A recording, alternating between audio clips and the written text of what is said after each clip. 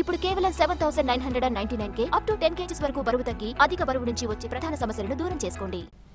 3 లక్షల రూపాయలు లంచం తీసుకుంటూ పట్టుబడ్డాడు సిసిఎస్ సిఐ సుధాకర్. ఓ కేసు వ్యవహారంలో 8 లక్షల రూపాయలు డిమాండ్ చేశాడు. దాంతో బాధితుడు 20 రోజుల క్రితం 5 లక్షలు ఇచ్చాడు. మిగతా సొమ్ము ఇవ్వాలని వేధించడంతో బాధితులు ఏసీబీ అధికారులను సంప్రదించాడు. దీంతో సిఐ సుధాకర్ కోసం స్కెచ్ వేశారు.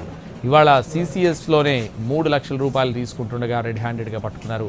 అయితే అధికారులను చూసి సిసిఎస్ నుంచి బయటకు పరుగులు తీశాడు సిఐ సుధాకర్. తీసుకున్న డబ్బులతో రోడ్డుపై పరుగులు పెట్టాడు.